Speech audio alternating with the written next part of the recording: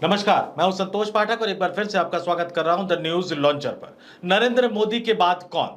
नरेंद्र मोदी का उत्तराधिकारी कौन? ये वो सवाल है जिसने भारतीय जनता पार्टी के आला नेताओं के साथ साथ या यूं कहूं कि बीजेपी के आला नेताओं से कहीं ज्यादा राष्ट्रीय स्वयंसेवक संघ के मुखिया सर संघचालक मोहन भागवत को परेशान कर रखा है। और इस बीच भारतीय जनता पार्टी के नेताओं के बीच, बल्कि यूं कहूं कि भारतीय जनता पार्टी के शीर्ष नेताओं के बीच नरेंद्र मोदी का उत्तराधिकारी बनने को लेकर प्रतिस्पर्धा शुरू हो गई है, लॉबिंग शुरू हो गई है।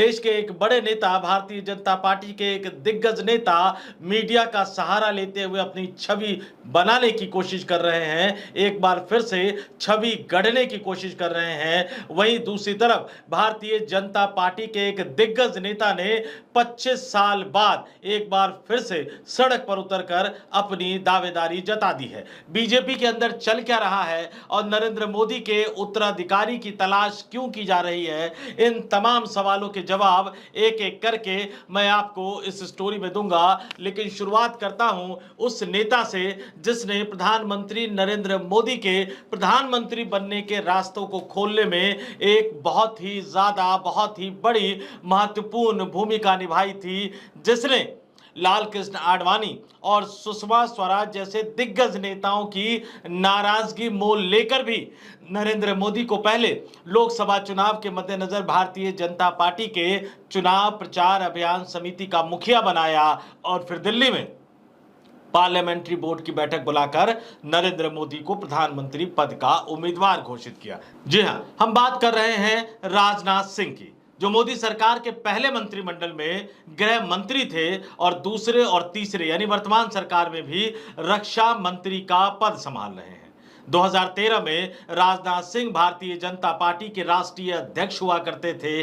उस समय उनको समझ में आ गया कि केंद्र की राजनीति में अगर भारतीय जनता पार्टी को सत्ता में लाना है तो किसी और नेता की जरूरत पड़ेगी। हालांकि उनके सलाहकार उनको बताया करते थे कि उनकी कुंडली में देश के प्रधानमंत्री बनने का योग लिखा है, लेकिन वो नरेंद्र मोदी को देश की राजनीति दिल्ली में लेकर तो आए, लेकिन उसके बाद वो सिर्फ एक मंत्री पद तक ही सीमित होकर रह गए। और ऐसे में जब भारतीय जनता पार्टी का आला कमान या यूं कहूं कि राष्ट्रीय स्वयंसेवक संघ नरेंद्र मोदी के उत्तराधिकारी की तलाश कर रहा है, तो राजनाथ सिंह ने एक बार फिर से अपनी कोशिशें तेज कर दी है। पिछले कुछ दिनों के दौरान, मैं फिर से दोहरा रहा हूं कि पिछले कुछ दिनों के दौरान इस देश के कई टेलीविजन चैनलों ने राजनाथ सिंह का महिमा मंडन करते हुए एक स्पेशल डॉक्यूमेंट्री चलाई और ऑपरेशन सिंदूर और भारतीय सेना की कामयाबी का श्रेय जहां पूरी की पूरी भारतीय जनता पार्टी और गुजराती लॉबी देश के प्रधानमंत्री नरेंद्र मोदी को देने में लगी हुई है। ऐसे माहौल में भी कुछ मीडिया समूह जो है इसका श्रेय यानी भारतीय सेना की बहादुरी का श्रेय राजनाथ सिंह को देने में लगे हुए हैं। आप समझ लीजिए कि कितने बड़े स्तर से लॉबिंग की जा रही है, कितने बड़े स्तर से तैयारी की जा रही है। इस बीच भारतीय जनता पार्टी के शीर्ष नेतृत्व की तरफ से एक बड़ी खबर भी निकलकर सामने आई है कि बीजेपी के एक बड़े दिग्गज नेता ने लॉबिंग की भारतीय जनता पार्टी का राष्ट्रीय अध्यक्ष बनने के लिए और उन्हें बुलाकर बहुत ही कड़ी फटकार लगा दी गई है, बहुत ही बुरी तरह से फटकार दिया गया है। और इस बीच एक व्यक्ति जो लंबे समय तक मध्य प्रदेश जैसे बड़े राज्य के मुख्यमंत्री रहे, जिन्हें एक जमाने में लाल कृष्ण आडवाणी ने नरेंद्र मोदी के बराबर खड़ा करने की कोशिश की थी, प्रधानमंत्री पद का दावेदार बनाने की कोशिश की थी, लेकिन वक्त ऐसा बदला कि उन्हें मुख्यमंत्री पद से भी हट जाना पड़ा। केंद्र में आए, नरेंद्र मोदी की सरकार में कृषि एवं किसान कल्याण मंत्रालय का जिम्मा मिला, लेकिन भारतीय जनता पार्टी के अंदर बदलाव की सुगबुगाहट और आहट के बीच शिवराज सिंह चौहान भी सड़कों पर उतर गए हैं।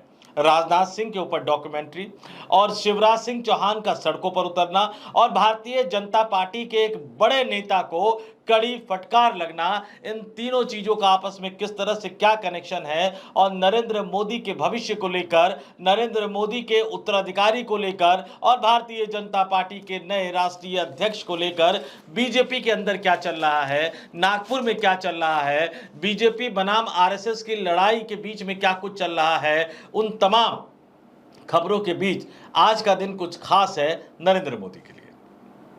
आपके लिए भी जानना बहुत जरूरी है। नरेंद्र मोदी आज ही के दिन देश के प्रधानमंत्री बने थे। आज ही के दिन उन्होंने 2014 में प्रधानमंत्री पद की शपथ ली थी। उसके बाद 2019 में प्रधानमंत्री बने, 2024 में प्रधानमंत्री बने और इससे पहले 2001 से लेकर 2014 तक वो गुजरात के मुख्यमंत्री रहे। यानी कुल मिलाकर अगर संवैधानिक पद पर नरेंद्र मोदी के कार्यकाल को मैं देखूं, गुजरात के मुख्यमंत्री बनने से लेकर जो सफर शुरू हुआ देश के प्रधानमंत्री बनने तक का, कुल मिलाकर नरेंद्र मोदी 24 वर्षों से संवैधानिक पद पर बैठे हुए हैं, पहले मुख्यमंत्री के पद पर और फिर देश के प्रधानमंत्री के पद पर।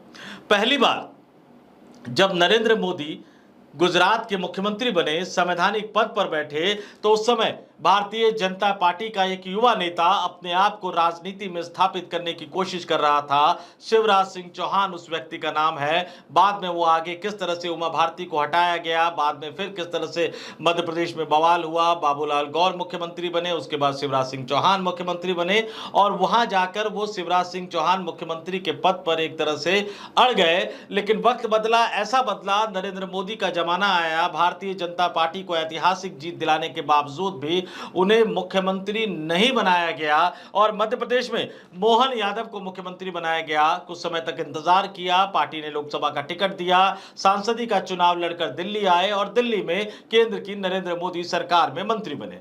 उस समय तमाम लोग ये कह रहे थे कि राष्ट्रीय स्वयंसेवक के चहेते शिवराज सिंह चौहान है।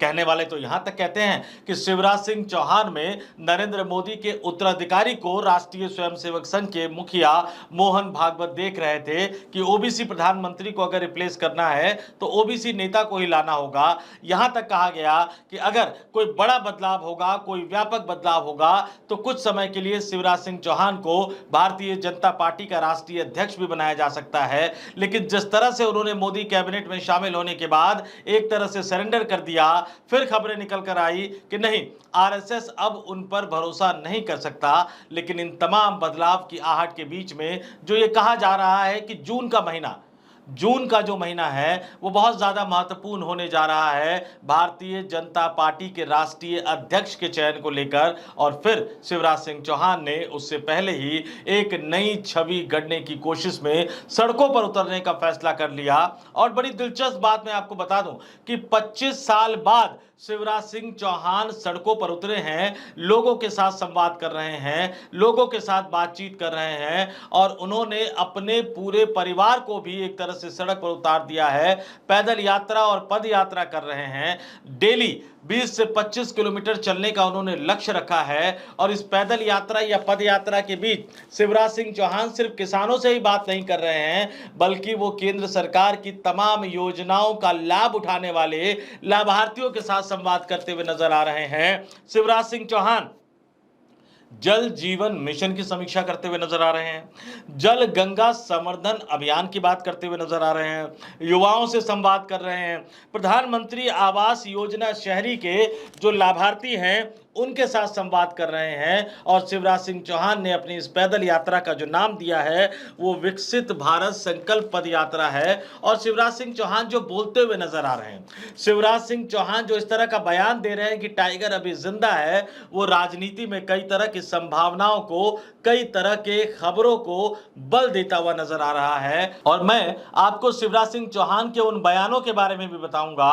भारतीय जनता पार्टी में होने वाले बदलाव को लेकर शिवराज सिंह चौहान ने कहा, यह भी आपको बताऊंगा। और कैसे शिवराज सिंह चौहान नरेंद्र मोदी की तारीफ करने के साथ साथ नरेंद्र मोदी से अलग हटकर एक बड़ी लकीर खींचने की कोशिश कर रहे हैं, यह भी मैं आपको बताऊंगा। मैं आपके स्क्रीन पर पीआईबी का एक प्रेस रिलीज दिखा रहा हूं। प्रेस इंफॉर्मेशन ब्यूरो भारत सरकार के तमाम मंत्रालयों के कार्यों से लेकर तमाम मंत्रियों के जो सरकारी कामकाज होते हैं उनको लेकर जो प्रेस विज्ञप्ति जारी करता है, जो बयान जारी करता है, वो पीआईबी है। और पीआईबी की साइट पे यानी प्रेस इंफॉर्मेशन ब्यूरो की साइट पर कृषि एवं किसान कल्याण मंत्रालय का ये प्रेस रिलीज है। और जिसमें आप देखिए कि शिवराज सिंह चौहान कैसे संवाद कर रहे हैं। इस प्रेस रिलीज में बताया गया, यानी 25 मई का प्रेस रिलीज है, जिसमें यह बताया गया कि उन्होंने विदिशा संसदीय क्षेत्र के सीहोर जिले से विकसित भारत संकल्प यात्रा का शुभारंभ किया। और इस दौरान उन्होंने प्रधानमंत्री आवास योजना, वन विभाग की योजनाओं और आदिम जाति कल्याण की योजनाओं के हितग्राहियों यानी लाभार्थियों के साथ संवाद किया। उन्होंने जैविक खेती, वाणिज्यिक खेती, उद्यानिकी व स्वरोजगार पर चर्चा की और लाडली बहना व लखपति दीदियों के साथ संवाद किया। और इस दौरान शिवराज सिंह चौहान ने क्या कहा कि एक ताकतवर भारत और विकसित भारत हमारा लक्ष्य है। और आगे उन्होंने कहा कि भारत विकसित तब बनेगा जब हमारा हर एक गांव विकसित बनेगा, मतलब ऐसा भारत जहां सड़क, बिजली, पानी का जाल बिछा हो, खेती उन्नत हो, हर एक परिवार रोजगार से जुड़ा हो, कोई भी इस धरती पर भूखा ना सोए, इलाज की बेहतर सुविधाएं हो, अपना हर क्षेत्र विकसित हो।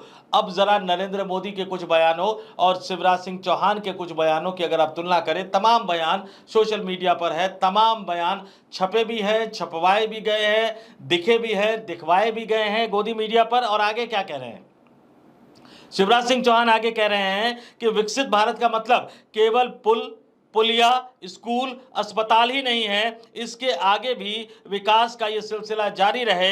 विकसित भारत मतलब जहां मानवीय गरिमा का सम्मान होता हो, जहां गरीब भी किसी न किसी साधन से जुड़ा हो, और वो आमदनी की बात कर रहे हैं, वो रोजगार की बात कर रहे हैं, वो मानव के सम्मान और गरिमा की बात कर रहे हैं। वो साफ साफ ये कह रहे हैं कि सिर्फ निर्माण का मतलब विकसित भारत होना नहीं है। और इसकी तुलना आप देश के प्रधानमंत्री नरेंद्र मोदी के बयानों से करिए, जो सिर्फ निर्माण को विकास का पर्यायवाची बताते हैं, जो आंकड़ों के जरिए ये बताने की कोशिश करते हैं कि भारत कितना ज्यादा मजबूत होता जा रहा है। तो 11 साल के कार्यकाल के बाद, उनके प्रधानमंत्री पद पर 11 साल के कार्यकाल के बाद, जब राष्ट्रीय स्वयंसेवक संघ विकल्प की तलाश कर रहा है, राष्ट्रीय स्वयंसेवक संघ जब उनके उत्तराधिकारी की तलाश कर रहा है, क्योंकि देश के प्रधानमंत्री नरेंद्र मोदी इसी साल सितंबर के महीने में 75 वर्ष की आयु पूरी करने जा रहे हैं। ऐसे मौके पर देश के रक्षा मंत्री, भारतीय जनता पार्टी के पूर्व राष्ट्रीय अध्यक्ष अपने महिमा मंडन के अभियान में लगे हुए हैं। और उन्हीं की पार्टी के बड़े नेता, जो भविष्य के एक बड़े चेहरे के तौर पर जाने जाते रहे हैं, शिवराज सिंह चौहान, सड़कों पर पैदल उतरकर विकसित भारत को लेकर अपना बिल्कुल एक अलग तरह का विजन सामने रख रहे हैं, जो नरेंद्र मोदी के विकसित भारत के विजन से बिल्कुल उलट है। यानी ये तय मानकर चलिए कि फैसला कोई भी करे, फैसला किसी के भी नाम पर हो, नाम कोई भी तय करे, भारतीय जनता पार्टी का राष्ट्रीय अध्यक्ष कौन बनेगा, इसका अंतिम फैसला कोई भी करे, लेकिन पार्टी के अंदर प्रतिस्पर्धा, पार्टी के अंदर घमासान, पार्टी के अंदर कंपटीशन शुरू हो चुका है। और हर नेता अपनी दावेदारी अब इसमें जताता हुआ नजर आ रहा है। हालांकि जैसे मैंने आपको अपने वीडियो की शुरुआत में बताया था कि पार्टी के एक बड़े नेता, जो लगातार राज्यसभा की बैसाखियों के सहारे राजनीति में आगे बढ़ते रहे, 2024 के लोकसभा चुनाव में पहली बार जिनको लोकसभा का टिकट दिया गया, लोकसभा के सांसद बने, केंद्र की नरेंद्र मोदी सरकार में लगातार वो मंत्री बने हुए हैं, जिनको बीजेपी का राष्ट्रीय अध्यक्ष पद का आज से 2 साल पहले भावी राष्ट्रीय अध्यक्ष पद का एक बड़ा दावेदार माना जा रहा था, उन्होंने लॉबिंग शुरू कर दी। और जैसे ही ये खबर निकल कर सामने आई, जैसे ही ये खबर गुजराती लॉबी तक पहुंची, जैसे ही ये खबर पार्टी के आला कमान तक पहुंची, उनको बुलाकर कड़ी फटकार लगा दी गई है। तो अब आप मानकर चलिए कि राजनाथ ही नहीं, शिवराज सिंह चौहान ही नहीं, वो मंत्री जिनको फटकार लगाई गई है, सिर्फ वही नहीं, आने वाले दिनों में बीजेपी के कई नेता खुलकर निकलकर लॉबिंग करते हुए नजर आएंगे। क्योंकि कहा यह जाता है कि सरकार और पार्टी दोनों ही देश के गृह मंत्री अमित शाह चला रहे हैं, यानी नरेंद्र मोदी कमजोर होते हुए नजर आ रहे हैं। और नरेंद्र मोदी जब कमजोर हो रहे हैं,